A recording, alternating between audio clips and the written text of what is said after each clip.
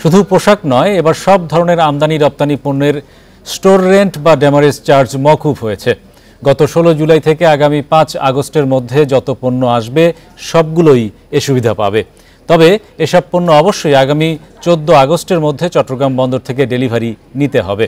প্রিয় নম্বর সেট করে বিকাশে সেন্ড মানি করুন ফ্রি।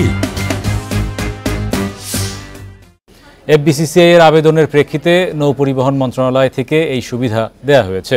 এর ফলে কোটা সংস্কার আন্দোলন ঘিরে সাধারণ ছুটি, কারফিউ এবং ইন্টারনেট সংযোগ বন্ধ থাকার কারণে বন্দরে আটকা বিপুল আমদানি পণ্যের 7 দিনের চার্জ ব্যবসায়ীদের দিতে হবে না। এর আগে শুধুমাত্র বিজিএমই এর পণ্যের চার্জ মওকুফ করা হয়েছিল। তবে আগামী 14 আগস্টের মধ্যে যারা বন্দর থেকে মালামাল খালাস করে নেবে না, তারা এই সুবিধা পাবেন না। নিয়মানুযায়ী জাহাজ থেকে নামানোর পর একটি আমদানি পণ্য ভর্তি কন্টেইনার 4 দিন পর্যন্ত বিনা ভাড়ায় বন্দর ইয়ার্ডে রাখার সুযোগ পান আমদানিকারকরা। চট্টগ্রাম বন্দর থেকে আমাদের সঙ্গে যুক্ত হচ্ছেন সহকর্মী অনুপম শীল। অনুপম, এই যে সব ধরনের পণ্য বন্দর ইয়ার্ডে রাখার যে বিনা মাসুলে রাখার যে সুযোগ দেয়া হয়েছে, তার প্রেক্ষিতে কতটা দ্রুত এই যে পণ্য জট কমবে বলে মনে করছেন? না, আসলে পণ্য জট কমার বিষয়টি সেটি ব্যবসায়ীদের তো ইচ্ছার উপর কিছুটা নির্ভর করছে। কারণ যখনই প্রায় 19 তারিখ থেকে আমরা দেখছি, 19 তারিখের একদিন আগে 18 তারিখ থেকে মূলত চট্টগ্রাম বন্দরে আস্তে আস্তে পণ্য জমতে শুরু করে। যেহেতু রাস্তাঘাটে গাড়ি চলাচল নিয়ে অর্থাৎ পণ্যবাহী যানবাহন চলাচলের কমে গিয়েছিল এবং ব্যবসায়ীরাও নানা ধরনের আশঙ্কা থেকে তারা বন্দর থেকে পণ্য খালাসের কার্যক্রমটি তারা কিছুটা গতি কমিয়ে দিয়েছিল বা তারা পারছিল না।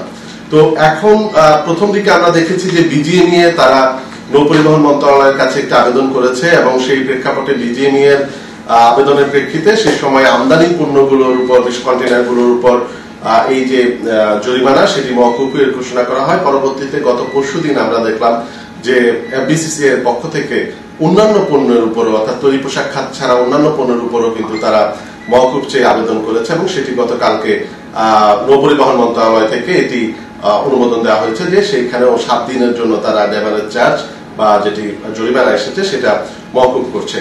এতে আবার কিন্তু সেখানে কিছু শর্ত দেওয়া হয়েছে। এর মধ্যে একটি শর্ত হচ্ছে নির্ধারিত সময়ের মধ্যে এই পণ্যগুলো বের করে নিয়ে যেতে হবে, নতুবা কিন্তু আবার এই সুবিধাটি পাওয়া যাবে না।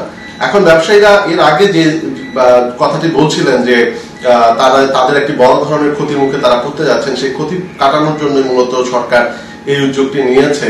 এখন ব্যবসায়ীদের ইচ্ছার উপরে আসলে অনেকটা নির্ভর করছে। তারপরে আমরা দেখছি যে প্রচুর পণ্য কিন্তু ইতিমধ্যে বন্দর থেকে আমদানিকারকরা, রপ্তানিকারকরা তারা কিন্তু ছাড় করানোর চেষ্টা করছেন এবং নিয়ে যাচ্ছেন। এর মধ্যে আমরা যদি গত বৃহস্পতিবারের কথা বলি, যখন সীমিত পরিসরে চালু হয়েছিল এই পণ্য খালাসের কার্যক্রম, বৃহস্পতি, শুক্র, শনি এই 3 দিনে কিন্তু অনেকটা এই চলতি বছরের মধ্যে রেকর্ড পণ্য ব্যবসায়ীরা তারা কিন্তু বন্দর থেকে ডেলিভারি নিয়েছে।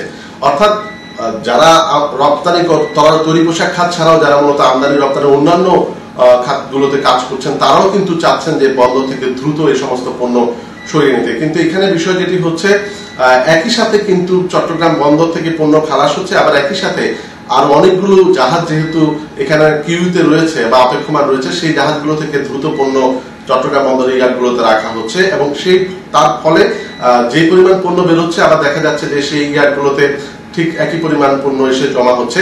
তবে আস্তে আস্তে এই পরিস্থিতি কিছুটা স্বাভাবিক হবে আবার হচ্ছে এবং সামনে হয়তো আগামী 3-4 দিনের মধ্যে এটি পুরোপুরি ঠিক হয়ে যাবে বলে ধারণা করা হচ্ছে। ধন্যবাদ অনুপম আমাদের সঙ্গে যুক্ত হওয়ার জন্য।